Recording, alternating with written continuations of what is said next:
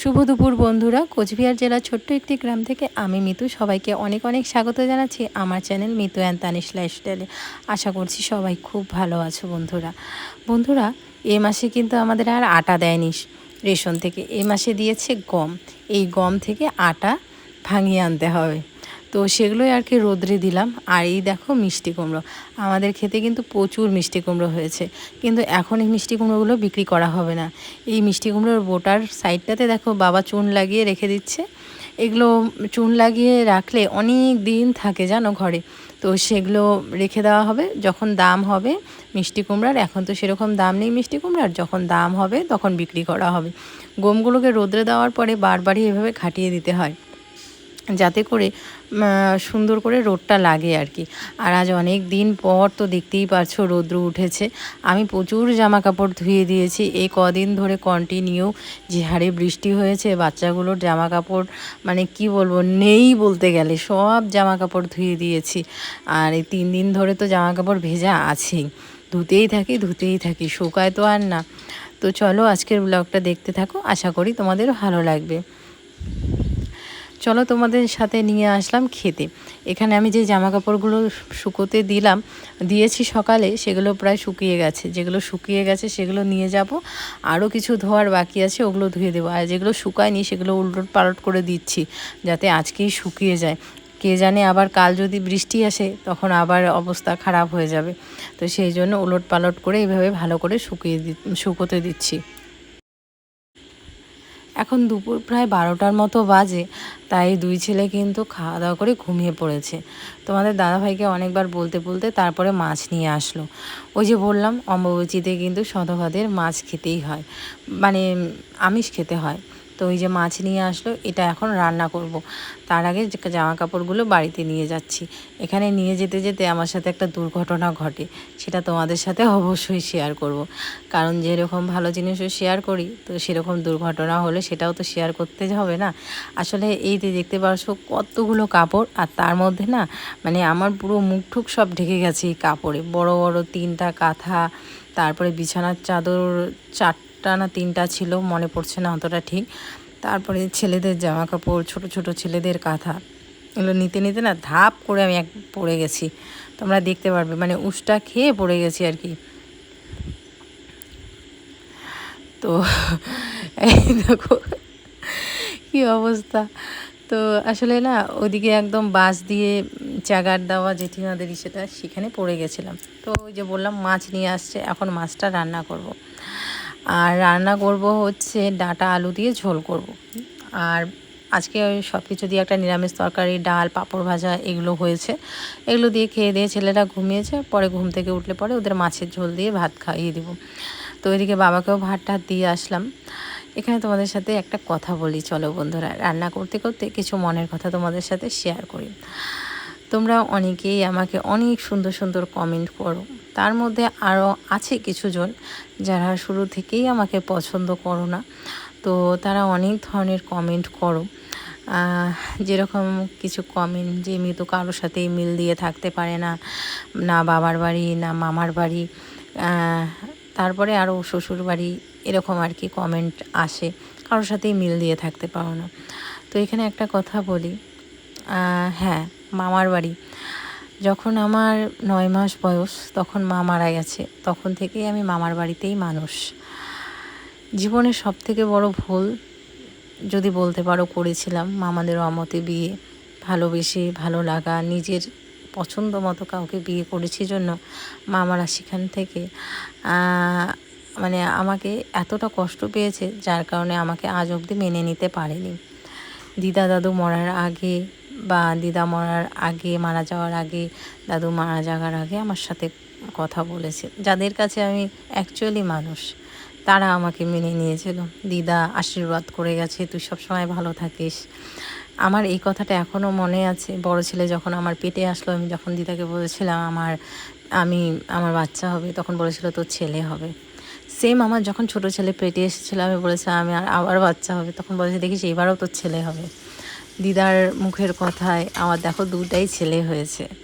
আমি বলেছিলাম মেয়ে হোক, তো বলে কি না, তোর আমার গুণ পেয়েছিস, দেখিস তোর ছেলেই হবে। কারণ আমার দিদারও তো পরপর 3টা ছেলে ছিল।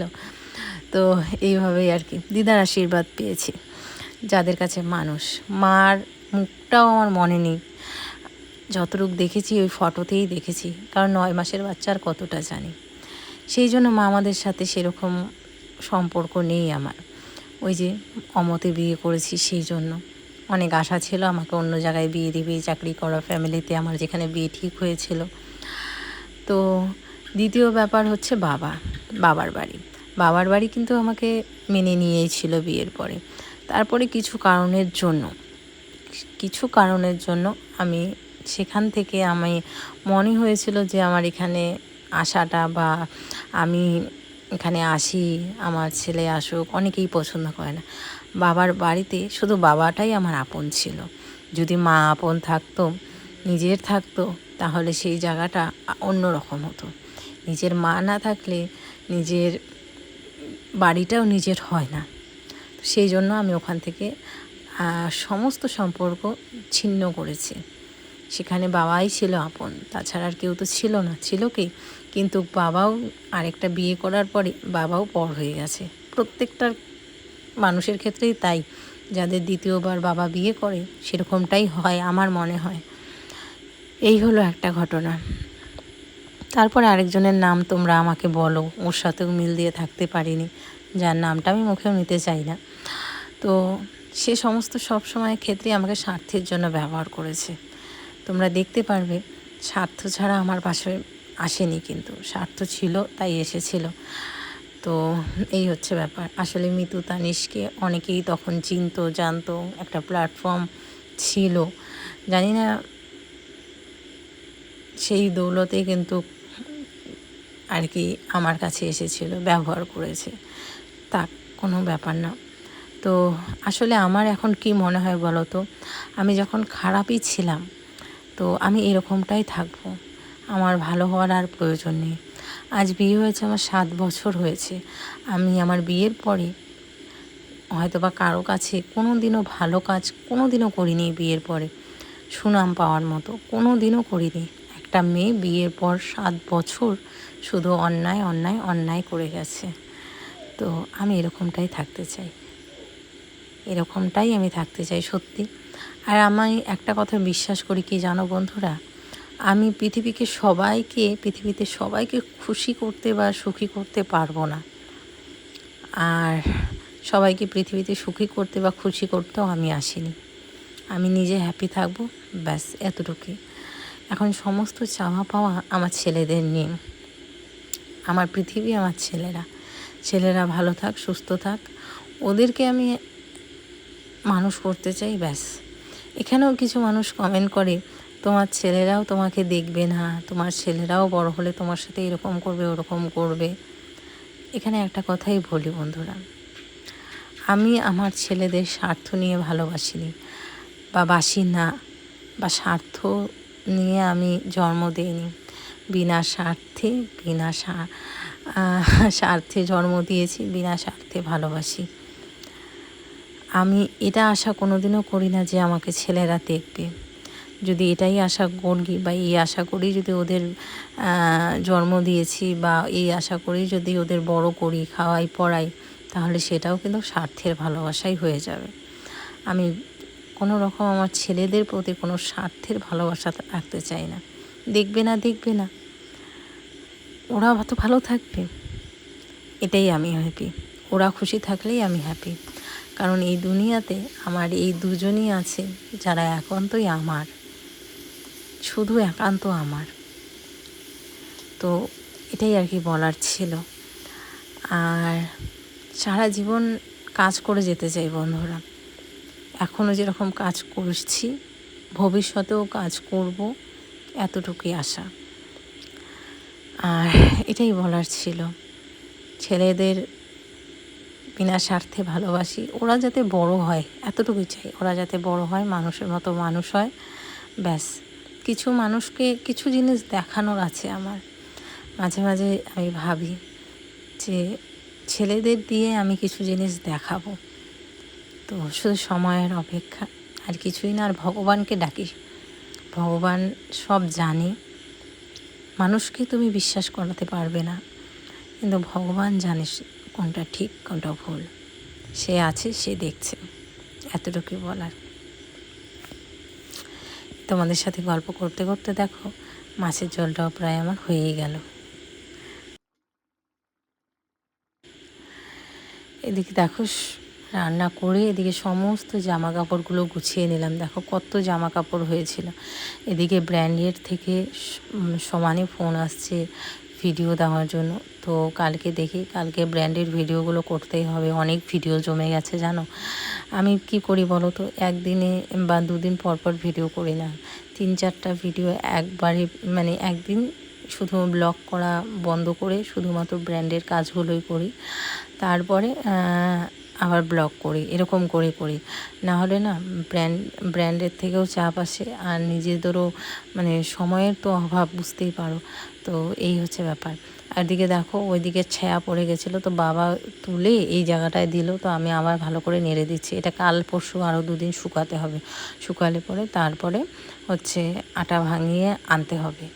আর আমি জানি না, প্রথমবার এইভাবে আর কি আটা মানে বানানো হবে, কোনো দিন খাইনি, দেখতে হবে খেয়ে কীরকম লাগছে। আর বাবা বলছিল এটা দিয়ে কিছু ভেজে ইসে করবে, ছাতু খাবে। তো দেখা যাক করতে পারে কি না। আসলে না ভাবি তো অনেক কিছু, এটা করব ওটা করব, কিন্তু সারা দিনটা যে কিভাবে কেটে যায় আমি তোমাদের সাথে বলে বোঝাতে পারবো না। রান্না বান্না করে এদিকে দেখো জামা কাপড়গুলো গুছিয়ে তারপরে এদিকে আসলাম জলটা মেরে দিতে। কারণ কি বলতো, আবার একটু পরে এই যে ঘুম থেকে উঠে ওরা নামবে, তখন এই জলটার মধ্যেই না হলে এই যে স্লিপ কেটে পড়বে। তো সেই জন্য জলটা ভালো করে কাচিয়ে দিচ্ছি। বেশ ভালোই আজকে মোটামুটি রৌদ্র উঠেছিল, যার কারণে জামা কাপড় মানে শুকিয়ে গেছে, উঠানটাও মোটামুটি শুকিয়ে গেছে, চারপাশটা ভালোই শুকিয়ে গেছে। আজকে আবার রাস্তাটা একটুখানি ঝাঁট দিতে হবে। কয়েকদিন ধরে কন্টিনিউ বৃষ্টি পড়ছিল, রাস্তাটা মানে ঝাঁট দেওয়াই হচ্ছিল না। আর আমাদের রাস্তার পাশেই তো একটা গাছের বাগান, তোমরা দেখেইছিলে, যার কারণে রাস্তাতে কিন্তু প্রচুর পাতা পড়ে। রাস্তাটা না ঝাড়লে না সবসময় মানুষ যাতায়াত করে কি ভাববে, এই বাড়ির লোকগুলো ঝাড় কিছুই দেয় না। এদিকে 2 ছেলে দেখো কি সুন্দর করে ঠাকুরদাদার সাথে ঘুম থেকে উঠে ঘুরছে। তো আমি ওদের ডাকছি যে বাবা খাওয়া দাওয়া করে যাও। ওই 11টা 11:30টার দিকে খাওয়া দাওয়া করে ঘুমিয়েছে। তো এখন এই যে মাছের ঝোল গরম গরম রান্না করেছি, ওদেরকে খাইয়ে দেব। আর দেখবি ভালো কিছু রান্না করলে মাছ টাছ বাচ্চাগুলো যদি না খায় না, তখন নিজেরও খেতে ইচ্ছা করে না। তো সেই জন্য আর কি তাড়াতাড়ি করে ডাকছি খাওয়ার জন্য। বাবা দাদাকে ডাকো, বাবা ভাত, বাবা এটা কি কি এটা মাছ, কে খাবে মাছ? দাদাকে ডাকো, শোনো দাদাকে। কেমন হয়েছে মা? টেস্টি?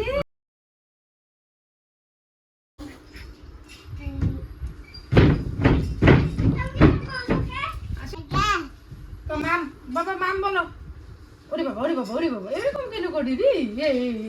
বাবা মানে বসো বসো বসো, তাড়াতাড়ি হাম করো। এখানে বসো মা, দাদা এখানে বসো মা। সব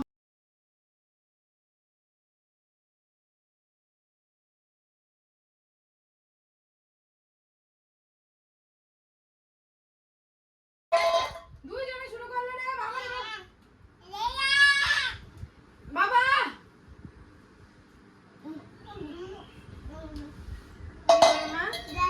কি করে দাদা?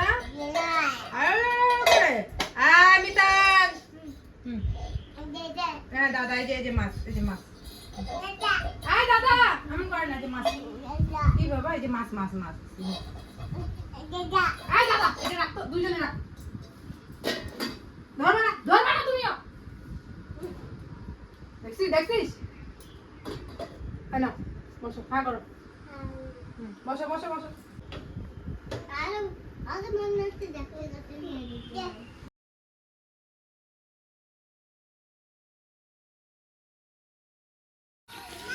দুজনকে খাইয়ে দাইয়ে তারপর একটুখানি ঘুরতে নিয়ে বেরোলাম। আর এখানে এই যে ব্র্যান্ডের থেকে ফোন এসছে যে গ্রিন কালারের শাড়ি লাগবে। এখন আমি আমার গ্রিন কালারের একটা শাড়ি পাঠিয়েছি, সেটাও হবে না। তো পাশের বাড়ি এক ভাস্তির কাছ থেকে শাড়ি নিয়ে আসলাম। তারপরে এদিকে এসে দেখি ছাগলটা একদম পুরো প্যাঁচ খেয়ে গাছের ডালের সাথে একদম পেঁচিয়ে আছে। দেখে খারাপ লাগছে, চিৎকার করছে। যতই হোক বোবা প্রাণী, খারাপ লাগে। তো যারই ছাগল হোক এবার যাই হোক, নিজের চোখের সামনে অন্যের ছাগল হলেও কিন্তু দেখলেই মায়া লাগে। তো যার কারণে এই যে প্যাঁচটা ভালো করে খুলে দিলাম। তারপরে এদিকে ঝাড়ু নিয়ে আসলাম আমাদের এই যে বাড়ির সামনেটা ঝাড় দিতে। আর আমি ঝাড়ু নিয়ে আসলে এরা দুজনও ঝাড়ু নিয়ে চলে আসে। মনে হয় কত না কাজ করে আর কত না, মানে কি বলবো, ঝাড় দিয়ে উল্টে দিবে। এই দেখো, আমি একদিকে পাতা নেই, ওরা আরেক দিকে পাতা নেই। এদিকে ছোটোটাও এরকমই হয়েছে, ওর দাদা যা করে তার সেটাই করবে। মানে ওর দাদা যদি বলে এদিকে আয়, ও এদিকে যাবে, মানে দাদার পিছে পিছে খুব ঘোরে। তো তো যাই হোক, এই হচ্ছে ব্যাপার। তো ওরাও ঝাড় দিতে আসছে, ঝাড়ু একদিকে ফেলে দিচ্ছে, মানে কি বলবো, বিদিকে ইচ্ছে একটা কাণ্ড। তো যাই হোক, এইভাবেই কিন্তু আমি সংসারের কাজগুলো করি দুটাকে নিয়ে নিয়ে। অনেক সময় বাবা নেয়, অনেক সময় ওদের বাবা নেয়, নিয়ে নেয় জন্য অনেকটা আবার হেল্পও হয় সত্যি কথা বলতে। এদিকে দেখো দেখো কোথায় চলে গেছে, এই জায়গায় কত তারকাটি কত কি আছে, তারপরেও দৌড়ে এখানে চলে গেছে। ওই যে ওর দাদা ওকে টেনে টেনে নিয়ে আসছে, কয় আয় আয়। অনেক সময় এমনভাবে টানে যে টেনে হিচড়ে নিয়ে আসে, কি বলবো আর। তারপরে একটু পরে দেখবে জল খাইয়ে দিচ্ছে কীভাবে। আমাকে বলে কি, মা দেখো নতুন স্টাইলে ভাইকে জল খাওয়াই। একদম জল খাওয়াতে খাওয়াতে স্নান করিয়ে দিচ্ছে। যদিও বা একটু পরে আবার স্নান করাবো। সকালবেলা একবার স্নান দান করে ঘুমিয়েছে। তারপরে এই যে অবস্থা কি হয়ে গেছে দেখো, যখন যেদিন করে এরকম গরম হয় না, সেদিন করে দুবার করেই স্নান করাই। শুভ সন্ধ্যা বন্ধুরা। এদিকে যে বাবা চা খাচ্ছে, এদিকে আমি চা খাচ্ছি। বাবা নাচো তো, নাচো নাচো। এই দেখো নাচবেও, আরো নাচো আরো নাচো। বাবা একটু গান করো তো, গান। বাবা একটু গান করো, গান করো। দেখো এদিকে যে মিতাংশ খেলো দুধ ভাত। একটু নাচো, এখন নাচো। পড়বি পড়বি, নাচো একটু নাচো। নাচো নাচো নাচো, একটু নাচো না, নাচো। গান করো, গান করো, গান। বাবাই বাবাই গান করো না, বাবা গান।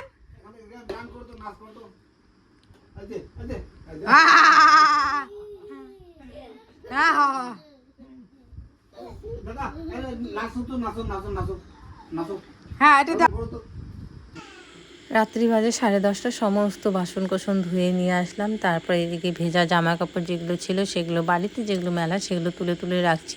টুকটুক করে বৃষ্টি পড়ছে, মনে হচ্ছে আজকেও বৃষ্টি হবে, কাল সকালেও বৃষ্টি হবে, যেরকম আকাশের ওয়েদার দেখে বোঝা যাচ্ছে। তো সমস্ত কাজবাজগুলো গুছিয়ে রাখছি। ভেবেছিলাম জামা কাপড়গুলো ভিজিয়ে দেবো বা ধুয়ে চিপে রাখবো, তো তার আর সময় নেই। থাক, অনেক রাত্রি হয়ে গেছে, ভিডিওটা আবার এডিট করে ভয়েস দিতে হবে। তো সেই জন্য ভাবলাম যে না থাক, জামা কাপড়টা না হয় কালকে সকালবেলা ধুয়ে ওদিকে চিপে ওদিকে মেলে দেবো আর স্নানটা করে নেব। এই দুটা কাজ সকালে করে নেব না হয়।